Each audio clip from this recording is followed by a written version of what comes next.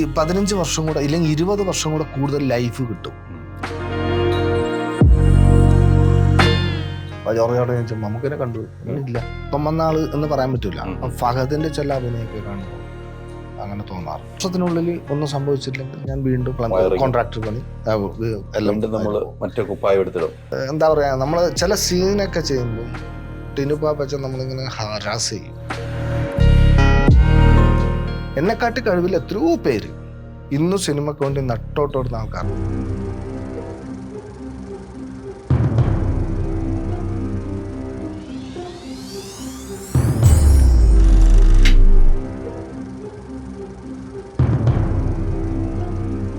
മമ്മൂക്കായുമായിട്ട് അഭിനയിച്ചു. നമുക്ക് കോമ്പിനേഷൻ സീനില്ല. അല്ല, മമ്മൂക്കാടെ സിനിമയിൽ മമ്മൂക്കാടെ കോമ്പിനേഷനിൽ മമ്മൂക്കാടെ സിനിമയിൽ അഭിനയിച്ചു. മമ്മൂക്കായെ നേരിട്ട് കണ്ടല്ലോ, സംസാരിച്ചിട്ടുണ്ടോ? പിന്നെ നമ്മള് സ്വപ്നത്തിൽ വിചാരിക്കാത്ത കാര്യമല്ലേ? പിന്നെ ആണെന്നോ? മമ്മൂക്കനെ പോലത്തെ ഒരാളല്ല നിങ്ങൾ ചെയ്ത സീൻ നന്നായി, നല്ല ഫീലുണ്ട് പറയുന്നതൊക്കെ എനിക്കിപ്പം സ്വപ്നം കാണാൻ കഴിയുന്നില്ല. ആ പറഞ്ഞ ഒരു സീക്വൻസ് എന്താണെന്ന് വെച്ചാൽ എനിക്ക് റീക്രിയേറ്റ് ചെയ്യാൻ പറ്റില്ല. അങ്ങനെ ഐസായി പോയി. അത് ഏത് സിനിമയുടെയാണ് മമ്മൂക്ക പറഞ്ഞത്? കണ്ണൂർ സ്കോഡ്. അല്ല, അതിലെ ഡബിങ് കഴിഞ്ഞിട്ടാണോ? അല്ല, ഞാൻ സിങ് സൗണ്ട് ആണ്. എന്റെ ഷൂട്ടിംഗ് സിങ് സൗണ്ട് ഷൂട്ടിങ് കഴിഞ്ഞ് അതിൽ അങ്ങനത്തെ ഒരു വേഷമാണ് ഞാൻ ചെയ്യുന്നത്. ഒരു അതായത് ഒരു കണ്ടന്റ് ബേസ് പ്രധാനപ്പെട്ട വേഷമാണ്. ഓക്കെ, ഷൂട്ടിങ് കഴിഞ്ഞ് മമ്മൂക്ക ജനുവരി 1 മമ്മൂക്ക അവിടെ ജോയിൻ ചെയ്യുന്നു. ഞാൻ കഥയിലേക്കൊന്നും പോകുന്നില്ല, ജോയിൻ ചെയ്യുന്നു. അങ്ങനെ മമ്മൂക്ക ഈ സീനുകളൊക്കെ മമ്മൂക്കനെ കാണിച്ചു. കണ്ടിട്ടാണ് എന്നെ പ്രൊഡക്ഷൻ വിളിക്കുന്നത്. ഒരു 11 റെഡി ആവൂ ചോദിച്ചിട്ട് 11 മണിക്ക് രാവിലെ 11 മണിക്ക്. എനിക്ക് 5 മണിക്ക് ശേഷം പോകുന്നുണ്ട്. കാരണം 5 മണിക്ക് ശേഷം എൻ്റെ എടുക്കൂന്ന് പറഞ്ഞു. അത്രയല്ല, ഒരു കുറച്ച് ബാലൻസ് വന്നു. അതുകൊണ്ടാണ് ഞാൻ നിൽക്കാൻ കാരണം. അല്ലെങ്കിൽ നിൽക്കൂ പറ്റില്ല. നമുക്കതിന് അതിന് മുന്നേ കണ്ടിരുന്നു. ലൊക്കേഷൻ കാണാൻ പറ്റില്ല. അങ്ങനെ നിന്നു, അങ്ങനെ വിളിച്ചു, നമുക്കിത് പറഞ്ഞു. അപ്പൊ തന്നെ പോയി. നമ്മൾ പോയി ഇല്ല, ഞാൻ പിന്നെ വൈകുന്നേരം ഷൂട്ടിംഗ് ഒക്കെ കഴിഞ്ഞ് രാത്രി 2 മണിക്കാണ് നേരെ അവരെ വണ്ടി തന്നെ എറണാകുളം വന്നു. എന്റെ പിറ്റേന്ന് വീട്ടിൽ. അല്ല, ഞാൻ ചോദിച്ചതല്ല, മമ്മൂക്കാരുടെ അടുത്ത് അപ്പൊ തന്നെ പോയി 11 മണിക്ക് വന്നു. പിന്നെ മമ്മൂക്ക വരണം എന്ന് പറഞ്ഞിട്ട് പോയതല്ലോ, പ്രൊഡക്ഷൻ വിളിച്ചു. അപ്പൊ ഞാൻ വെച്ചാൽ അപ്പൊ സീൻ എടുത്തിട്ട് ഇന്ന് വൈകുന്നേരം തന്നെ വീട്ടിൽ പോവാം എന്നാന്ന് ഞാൻ വിചാരിച്ചു. ഇല്ലില്ല, നിങ്ങൾ 1 മണിക്കൂർ കൊണ്ട് റെഡി ആവുക ചോദിച്ചു. ഞാൻ റെഡിയാണ്. അങ്ങനെ അങ്ങ് താഴെ വണ്ടി ഉണ്ട് പറഞ്ഞു. ഡ്രസ്സെല്ലാം മാറി ഒരു 1/4 മണിക്കൂർ കൊണ്ട് വന്ന് വണ്ടി ഉണ്ട് താഴെ. അങ്ങനെ പോയി. അപ്പൊ മമ്മൂക്ക ഉണ്ടോ? പോയി, ഞാൻ വണ്ടിയിൽ നിന്ന് ഇറങ്ങി. ജോർജാട്ടൻ കണ്ടു, കുറച്ച് വർത്താനം പറഞ്ഞു. ആ ജോർജാട്ടൻ ചോദിച്ചു മമ്മൂക്കനെ കണ്ടു? ഇല്ല. അങ്ങനെ പോയി. ജോർജാട്ടൻ മമ്മൂക്കയോട് വന്നു, മനോജ് ഹാപ്പി ന്യൂ ഇയർ. ഞാൻ പറയുന്നുണ്ട്, അദ്ദേഹത്തിന് കൈ നല്ല തണുപ്പാ. അതുകൊണ്ട് എന്റെ കൈ ചൂടായത് കൊണ്ടാണോ എനിക്ക് ഫീൽ ചെയ്തത് എനിക്കറിയില്ല, നല്ല തണുപ്പുണ്ട്. എന്നിട്ടാണ് ഇത് പറയുന്നത്, ഈ വാക്ക് പറയുന്നത്. ഞാൻ സിനിമകളൊക്കെ കണ്ടു കേട്ടോ, നന്നായിട്ടുണ്ട്, നല്ല ഫീലുണ്ട്. ഓസ്കാർ അവാർഡിനപ്പുറം ഞാൻ ഓസ്കാർ പറയില്ല, ഒരു സംസ്ഥാന അവാർഡ്. എന്നിട്ട് ചോദിക്ക് എന്തുകൊണ്ട് ഓസ്കാർ പറയാത്തത്? എന്തുകൊണ്ടാണ്? ഇനിയും അവസരങ്ങൾ വേണമല്ലോ. ഓസ്കാർ അതിന്റെ അപ്പുറത്തൊരു അവസരം ഇല്ലല്ലോ. ഞാനൊരു കയ്യത്ത്, എനിക്ക് തണുപ്പാണ് ചൂടാണോ ഈ ഡയലോഗിൽ എനിക്ക് ചൂടായി കഴിക്ക്. മനസ്സിലായില്ലേ? ഞാനൊരു സംസ്ഥാന അവാർഡ് പറയും. ഇനിയും കിടക്കുവാണ്, വേണ്ടേ? ഇനി ഇങ്ങനെ വേറെ ആളുകൾ പറയാൻ കിടക്കുവാണ്. അല്ല, നമുക്ക് എന്നും പറയുമ്പോ അല്ലേ കിട്ടിക്കൊണ്ടേയിരിക്കണല്ലോ. ഓസ്കാർ അവാർഡ് കിട്ടിയാല് പിന്നെ വേറെ അവാർഡിന് പോകേണ്ട കാര്യം. ഇനി സംസ്ഥാന അവാർഡിന് മമ്മൂക്കാക്ക് എത്ര അവാർഡ് കിട്ടി, അതുപോലെ ഇങ്ങനെ ഒരേ വാക്കുകൾ കേൾക്കുമ്പോൾ സംസ്ഥാന അവാർഡ് കൂട്ടുക, പിന്നീട് നാഷണൽ അവാർഡിലേക്ക് പോവാ അല്ലേ? ആ രീതിക്ക് പോയാൽ അങ്ങനല്ലേ നല്ല ഒറ്റയടിക്ക് ഓസ്കാറിൽ പോയി കഴിഞ്ഞാൽ നമുക്ക് പിന്നെ ഒന്നും ചെയ്യാനില്ല. അപ്പൊ തന്നെ പോയോ? മമ്മൂക്കായി പറഞ്ഞതിന് ശേഷം അപ്പൊ തന്നെ മനോഹരൻ പോയോ? ഇല്ല, ഞാൻ പറഞ്ഞു ഞാൻ നിക്കണോ പോണോ വേണ്ടോ ഒന്നും മനസ്സിലാവുന്നില്ല എനിക്ക്. പോയാലാണോ പ്രശ്നം വരുക, അവിടെ നിന്നാലാണോ പ്രശ്നം വരുക? എന്തോ ഭാഗ്യത്തിന് മമ്മൂക്ക സീനിൽ കയറാൻ അവിടെ നിൽക്കുമായിരുന്നു. ആക്ഷൻ എന്ന് പറഞ്ഞ സീനിൽ കയറി ഒരേറ്റ നമ്മൾ പോയി. അതിന്റെ അപ്പുറത്തേക്ക് നിൽക്കാൻ പറ്റില്ല. കാരണം മൊത്തം വേർപ്പും പൊട്ടിയിരുന്നു, മൂത്രമൊഴിക്കാനൊക്കെ മുട്ടുന്നു. ഈ സന്തോഷത്തില് പേടിച്ചിട്ട് എല്ലാം നമുക്ക് ഒരുമിച്ച് വരും പിന്നെ ചിലപ്പോ. പിന്നെ അത് വരുമല്ലോ. അല്ലേ? അതൊരു വലിയ മുഹൂർത്തമായിരുന്നു അല്ലേ? വലിയ മുഹൂർത്തമായിരുന്നു. ചെയ്തു വെച്ചേക്കുന്ന സിനിമകളെല്ലാം നല്ല സിനിമ ഞാൻ നേരത്തെ പറഞ്ഞല്ലോ. പല ആളുകളും പല ലൊക്കേഷനും പല താരങ്ങളും ഉണ്ടായിരുന്നല്ലോ. ഏറ്റവും കൂടുതൽ സൗഹൃദപരമായിട്ടാണ് സിനിമയിൽ ഇപ്പൊ ചാക്കോച്ചനും അർജുന അശോകനും ഏറ്റവും കൂടുതൽ സൗഹൃദം. ചാക്കോച്ചനൊക്കെ നമ്മൊരു സിനിമ ചെയ്തതിന് ശേഷം രണ്ടാമത്തെ സിനിമയാണ് ചാവേർ എന്ന് പറഞ്ഞ സിനിമ. ഒരു എന്താ പറയുക, സഹോദര തുല്യനെ പോലെ ഒക്കെ ആണ് ചാക്കോച്ചൻ്റെ പെരുമാറ്റവും. അതായത് വെള്ളിത്തിരയിൽ ഞാൻ കണ്ടുവന്ന ചാക്കോച്ചൻ അല്ല, അന്ന് മോശമായിട്ടല്ല, അതായത് നമുക്കൊരു അങ്ങനെയില്ലേ ആരാധന ഇപ്പം ഉണ്ട് ചാക്കോച്ചൻ. പക്ഷെ എന്നാലും ചാക്കോച്ചൻ എന്താ പോയി അങ്ങനെ ഒരു സംസാരിക്കുന്ന, വളരെ പേഴ്സണലി ഭയങ്കര സംസാരിക്കുന്ന ഒരാളാണ് ചാക്കോച്ചൻ. അർജുൻ പിന്നെ ഒരു രക്ഷയില്ല. അർജുൻ പിന്നെ എന്താ പറയാ, ഞാൻ ഈ പ്രണയവിലാസത്തിൽ അവൻ എൻ്റെ മകനായിട്ടാണല്ലോ അഭിനയിച്ചത്. അപ്പം ഈ അതിനുശേഷമാണ് ചാവേറിന്റെ ഇടക്കാണ് പ്രണയവിലാസം ലൊക്കേഷൻ കഴിഞ്ഞ്. അങ്ങനെ ഭയങ്കര കൺഷനായി. പിന്നെ ചാവേറിന്റെ ഷൂട്ടിംഗ് കഴിഞ്ഞ ശേഷം ഉണ്ടായിരുന്നു. അങ്ങനെ ആ ഭാഗത്തേക്ക് ഷൂട്ടിംഗ് ഉണ്ടാകുമ്പോൾ അർജുൻ വീട്ടിൽ വരും. അമ്മ വന്നവിടെ എൻ്റെ മൂത്തമ്മൻ്റെ ഒപ്പം കളിക്കും. അപ്പൊ അങ്ങനെയൊക്കെ ഇല്ലേ എൻ്റെ ഒരു മൂത്ത ദേവൂട്ടനെ പോലെ അങ്ങനെ ഒരു ഫീലാണ്. പക്ഷെ പിന്നെ അങ്ങനെയുമാണ്, ഫ്രണ്ട്ലിയുമാണ്. നമ്മൾ അങ്ങനെ ഒരു 2 ആഴ്ച കൂടുമ്പോൾ ഒരിക്കൽ വിളിക്കും. ഞാൻ അങ്ങോട്ട് വിളിച്ചില്ലെങ്കിൽ ഇങ്ങോട്ട് വിളിക്കും. എന്തുകൊണ്ട് പറയട്ടെ വിളിക്കും. ഭയങ്കര സൗഹൃദമാണ്.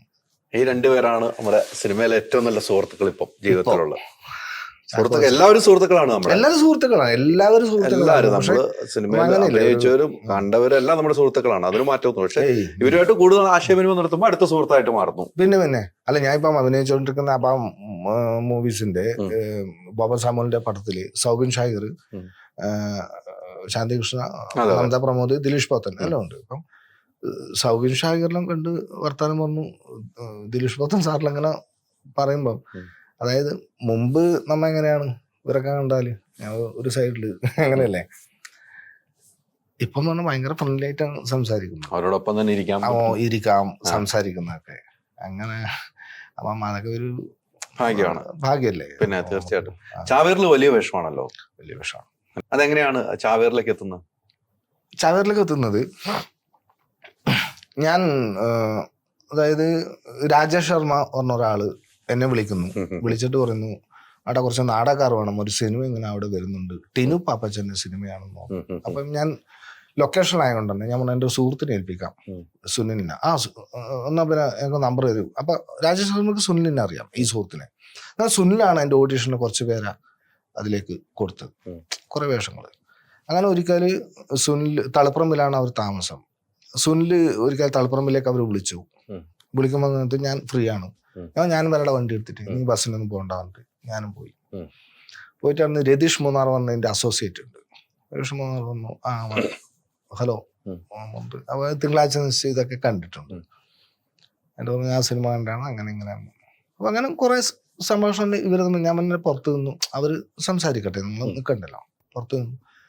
പിന്നെ അകത്തേക്ക് രതീഷ് മൂന്നാർ വെച്ചു, നമ്മുടെ കയ്യിൽ ഒരു 2 ദിവസത്തെ ഷൂട്ടിംഗ് ഉണ്ടെങ്കിൽ ആ വേഷം നിങ്ങൾ ചെയ്യും വെച്ചു. ഞാൻ സംശയം എന്താ, ടീനു പാപ്പച്ചന്റെ സിനിമയില്ലേ 2 ദിവസത്തെ, എന്നാ ഓക്കെ എന്ന് തോന്നുന്നു.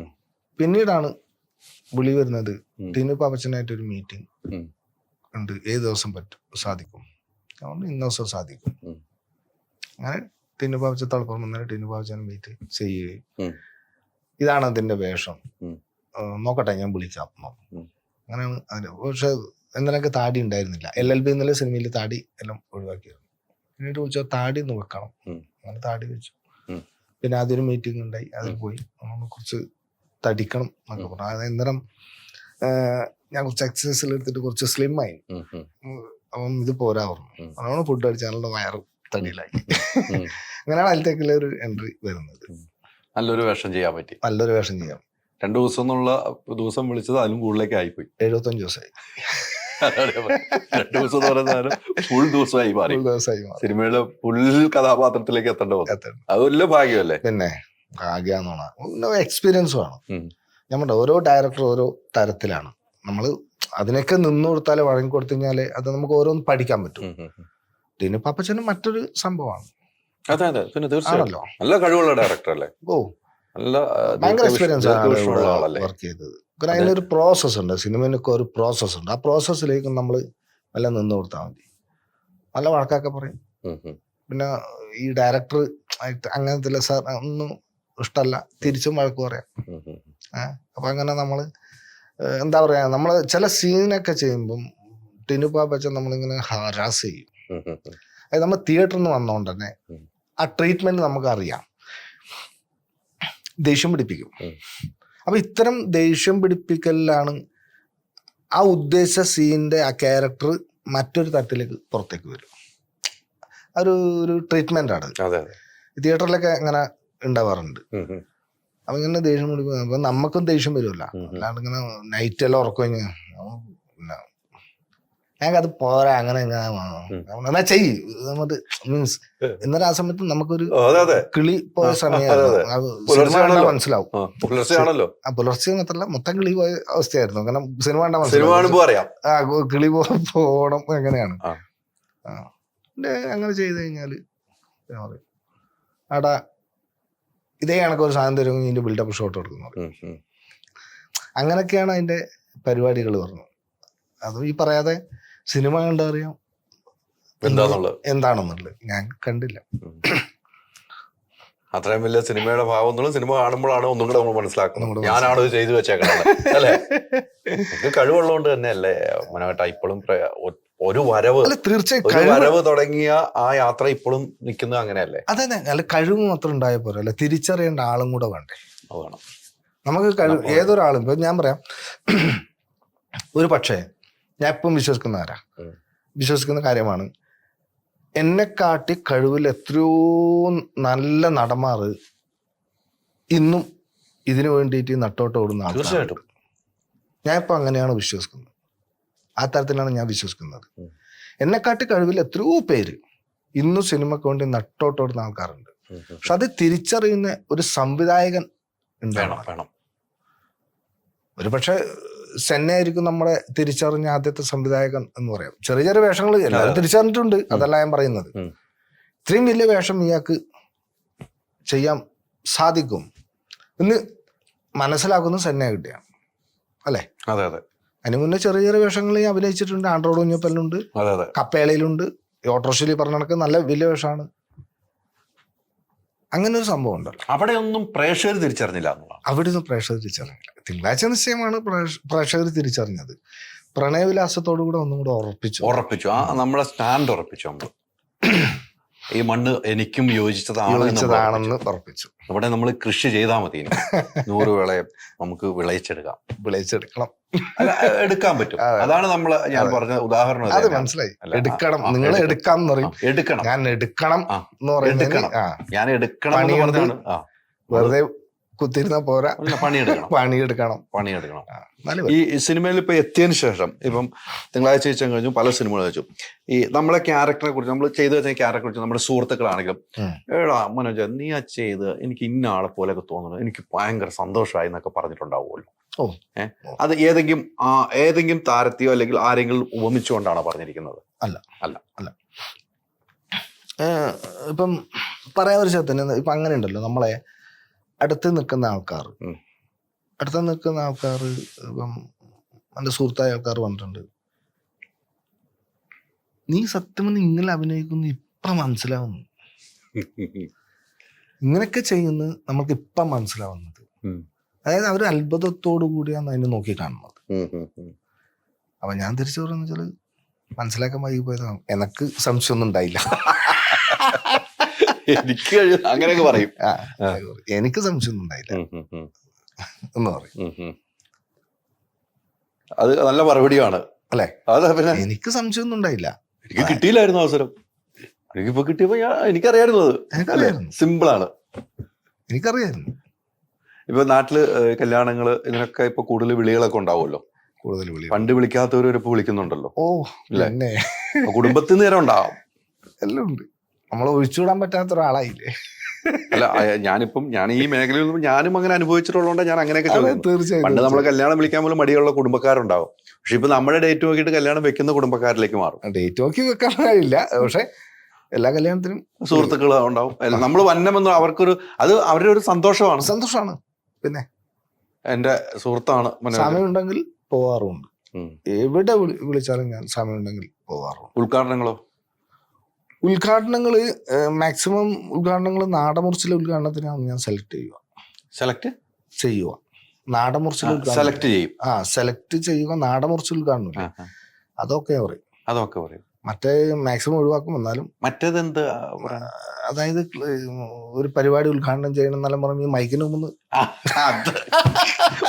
മുമ്പുള്ള സാധനം അത് പറ്റില്ല. പക്ഷെ എന്നാലും ഇപ്പൊ കുറേശ്ശെ മെച്ചപ്പെട്ടു. 2 വർത്താനൊക്കെ പറയാൻ തുടങ്ങിപ്പോ. അല്ല, ഇങ്ങനെ സംസാരിച്ചാൽ മതി, നമ്മളായിട്ട് സംസാരിച്ചാൽ മതി. അതെ, അത്ര ഉള്ളൂ.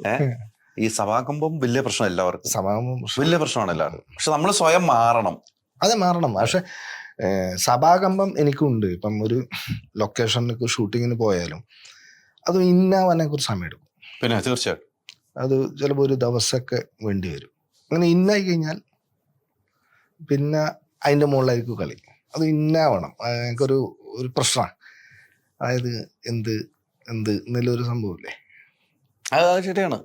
ഇന്നാവും സമയം എടുക്കുക. സമയം എടുത്തു കഴിഞ്ഞാൽ പിന്നെ നമ്മൾ പൊക്കോളും. സമയം എടുത്തു കഴിഞ്ഞാൽ എങ്ങനെ പൊക്കോളും എന്നാണ് ഇവര് പറയുന്നത്. എനിക്ക് ഇത്രയും നേരം നമ്മൾ സംസാരിച്ചപ്പോ എനിക്ക് ഈസി ആയിട്ട് പോകുന്ന എനിക്ക് മനസ്സിലായി. മൈക്കൊന്ന് കിട്ടിയാൽ മതി എന്ന് എനിക്കിപ്പോ തോന്നണം.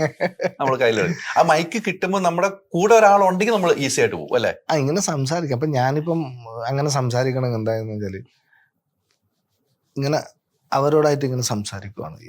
അങ്ങനെയാണ് എന്റെ മനസ്സിൽ. എന്ന വിഷയമില്ല. ഈ പ്രൊമോഷനൊക്കെ പോകാറുണ്ടല്ലോ, ഇപ്പൊ ക്യാമ്പസുകളിൽ പോകാറുണ്ട്. അവിടെയൊക്കെ പോകുമ്പോ പ്രശ്നമില്ല.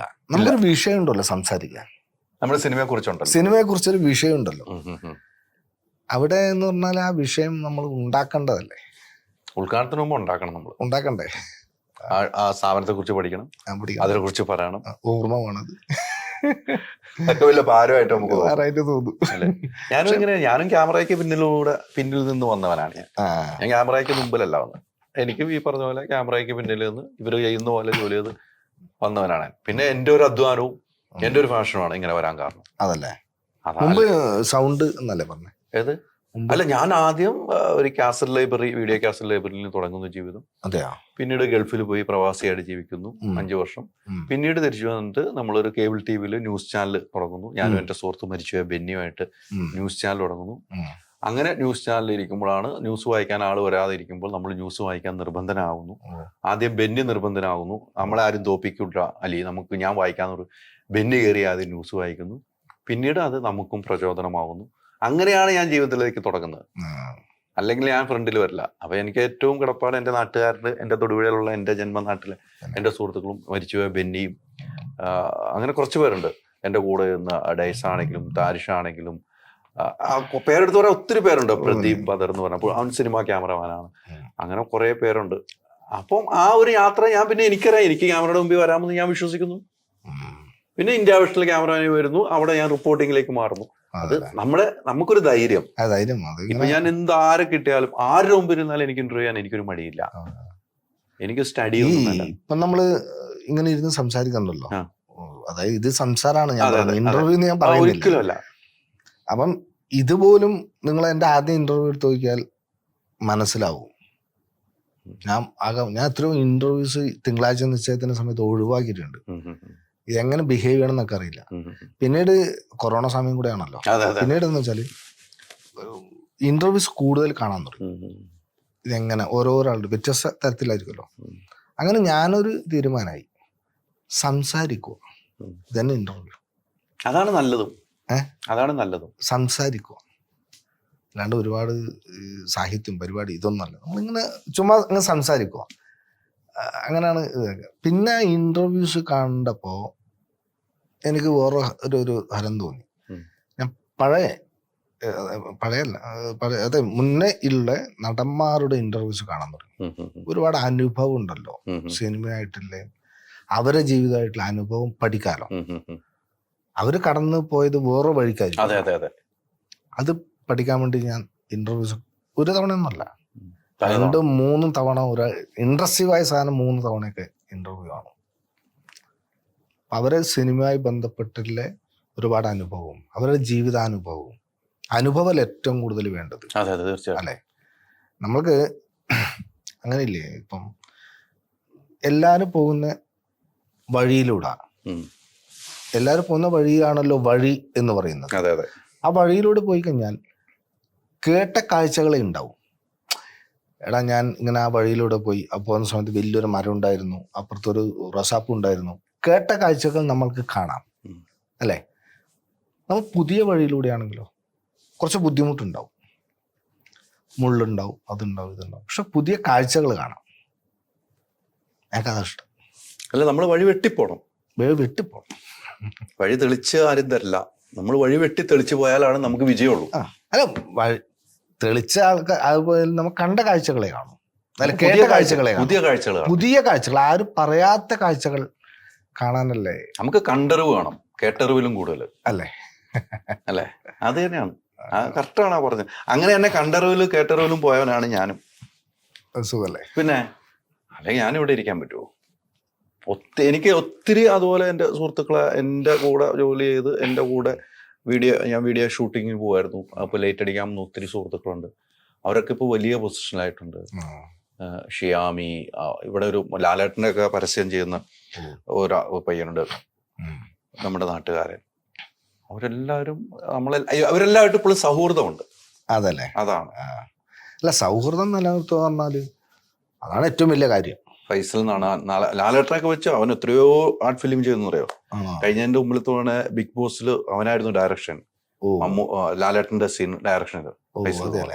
അത് എന്റെ കൂടെ, എന്റെയും ബെന്നിയുടെയും കൂടെ ഞങ്ങൾ വീഡിയോ ഷൂട്ടിങ്ങിന് മുമ്പ് ലൈറ്റ് അടിക്കാൻ വേണ്ടി വരുന്ന പയ്യനാണ്. അവൻ എവിടെയും അഭിമാനത്തോട് പറയും. പക്ഷെ അവന്റെ ഒക്കെ പൊസിഷൻ കാണുമ്പോൾ നമുക്ക് അഭിമാനമല്ലേ? പിന്നെ അവരൊന്നും വളരുവാണല്ലോ. അവരെല്ലാം ഈ സ്വന്തം പാത ഉണ്ടാക്കി പോയവരാണ്. അതെ, അത് അഭിമാനത്തോടുകൂടി ഇപ്പം പറയുന്നതാണ്.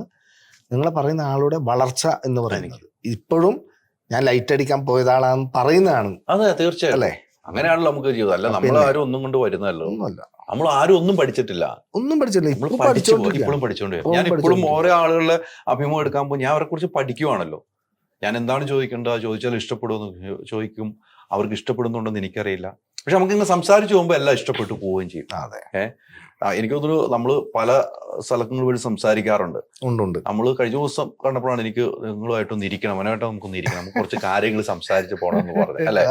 നമ്മൾ പല പ്രാവശ്യം ആലോചിച്ചത്.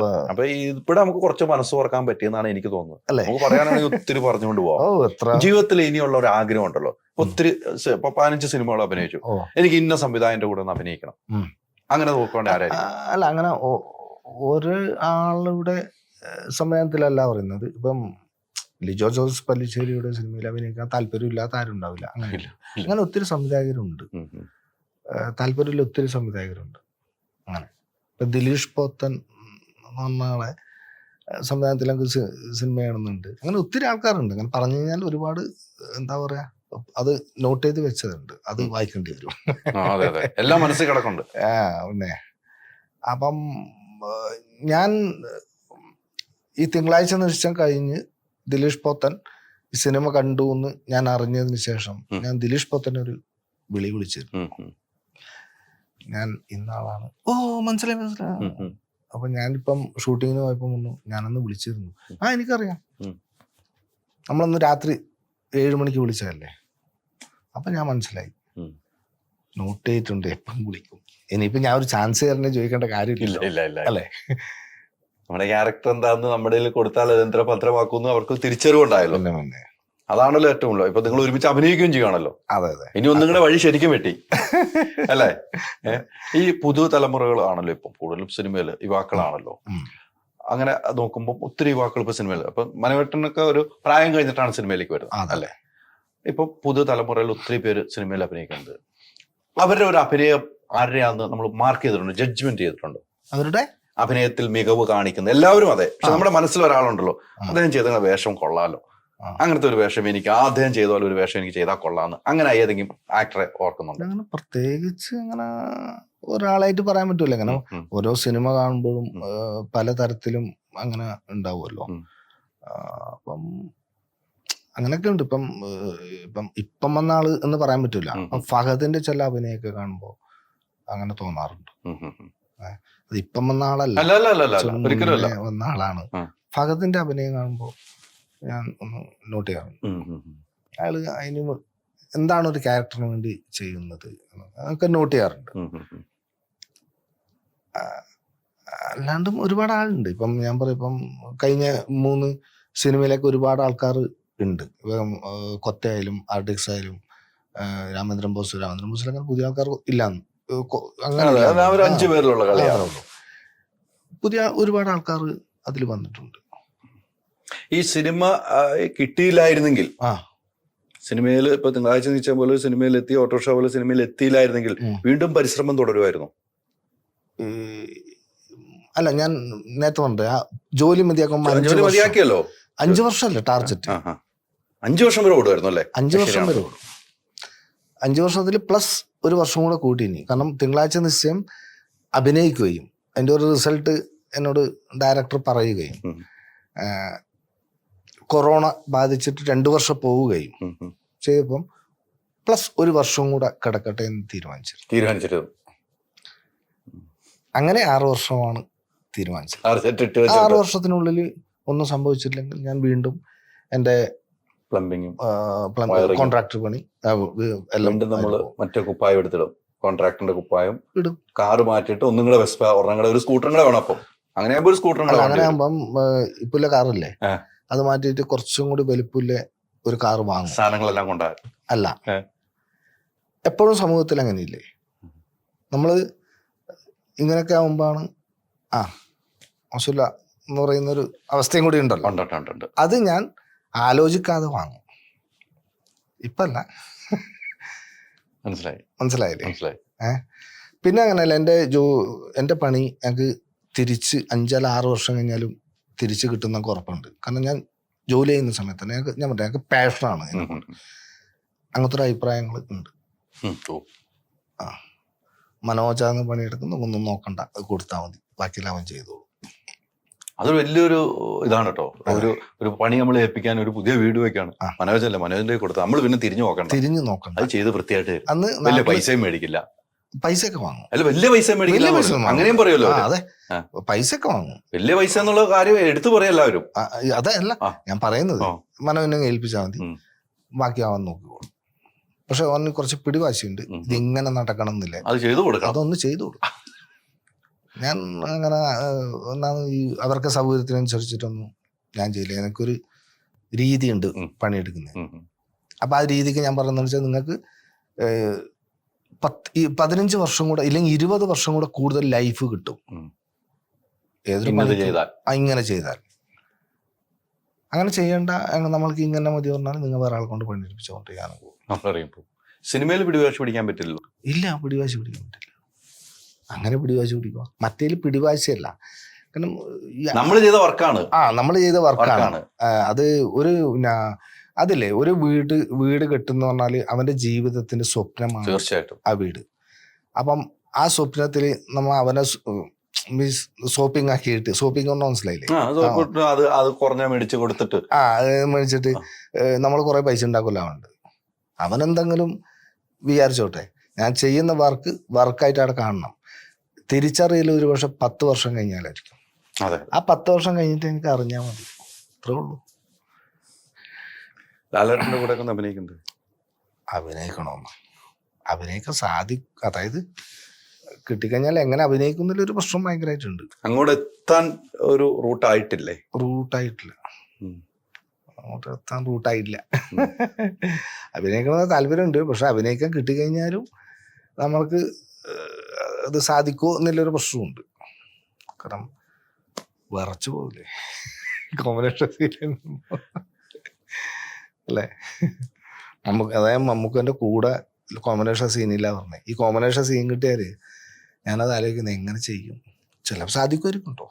അതല്ലേ ഡയലോഗൊക്കെ ചിലപ്പം ആദ്യമൊക്കെ എല്ലാം പോയി പോകും. പകല് മാതിരി അഭിനയിക്കുമ്പോൾ ഫസ്റ്റ് ചാക്കോച്ചൻ കാണുമ്പോൾ എൻ്റെ ഡയലോഗ് എല്ലാം പോവും, എല്ലാം പോയി. ചാക്കോച്ചൻ തന്നിട്ട് എന്താ പോയത്, നിങ്ങളാ ചാൻസത്തിൽ അഭിനയിച്ചിട്ട് ഇപ്പം അങ്ങനെ ചാക്കോച്ചൻ തന്നെ കൂളാക്കി തരും. പിന്നീട് ഒരു പോക്ക് പോയതാ അത്. പക്ഷെ മനോഹരനെ സംബന്ധിച്ചിടത്തോളം ഞാൻ കണ്ട സിനിമകളെല്ലാം ഈ പറഞ്ഞ വ്യത്യസ്തമായ കഥാപാത്രം ചെയ്യുന്നു. അവിടെ ആ സീനുകളിലൊന്നും നമുക്കൊരു പരിങ്ങലോ അല്ലെങ്കിൽ പരിഭവങ്ങളായിട്ടൊന്നും നമുക്ക് തോന്നിയിട്ടില്ല. നമ്മളെ കൂളാക്കാൻ നമ്മുടെ കൂടെ വയ്ക്കുന്ന സഹപ്രവർത്തകരുണ്ടെങ്കിൽ നമുക്ക് ഈസിയാണ്. അല്ല ഞാനൊരു പുതിയ ആളാണല്ലോ എന്നാ അവനെ ചവിട്ടിയേക്കാന്നുള്ള ചിന്താഗതി ഉള്ളവരാണെങ്കിൽ നമ്മൾ തകർന്നു പോകും. പിന്നെ തകർന്നു. ഞാൻ പ്രത്യേകിച്ച് തകരും. എനിക്ക് തീരെ നടക്കില്ല അങ്ങനത്തെ ഒരു. സിനിമ ഒരു ഭാഗ്യമാണ്. ഭാഗ്യമാണ്. ഒരു നമുക്ക് ലോട്ടറി ടിക്കറ്റ് പോലെയാണ്. അടിച്ചു. സിനിമ ഭാഗ്യമാണ്. ഞാൻ ഇതിന് തന്നെ പറയാ. ഒരു ഏണിമ്പാമ്പും അറിയോ? കളി അല്ലേ? ഏണിമ്പാമ്പല്ലേ? പിന്നെ അങ്ങനെ തന്നെ ഇവിടെ പാമ്പും കോണി എന്ന് പറയും, അവിടെ ഏണിയും പാമ്പും തിരിച്ചോളൂ. അതായത് നമ്മള് കരു ഇട്ടിട്ട് 6 ഇട്ട് കഴിഞ്ഞാല് 1ലേക്ക് എത്തും. അതെ അതെ. ഈ കരു 6ലേക്ക് പോകാൻ നല്ലോണം ബുദ്ധിമുട്ടുണ്ട് അല്ലേ? 1ലെത്തി കഴിഞ്ഞാൽ പിന്നെ റണ്ണിങ് ആണ്. റൺ ചെയ്ത് പോവാം. പിന്നെ അത് ഒരു 10ലെത്തി കഴിഞ്ഞാൽ ഒരു ഏണി കിട്ടും. നേരെ 24ലേക്കോ അങ്ങനെ പോവാം. പിന്നെ റണ്ണിങ് പോവും അല്ലേ? റണ്ണിങ് പോയിട്ട് പാമ്പിലെത്തുമ്പോൾ നമ്മൾ പാമ്പിലെത്താതെ സൂക്ഷിക്കണം. പാമ്പിലെത്തി കഴിഞ്ഞാൽ തിരിഞ്ഞ് ഇടത്തേക്ക് വരും. ഇത് പോയി 98 പാമ്പുണ്ട്. അത് 14ലേക്ക് എത്തും അല്ലേ?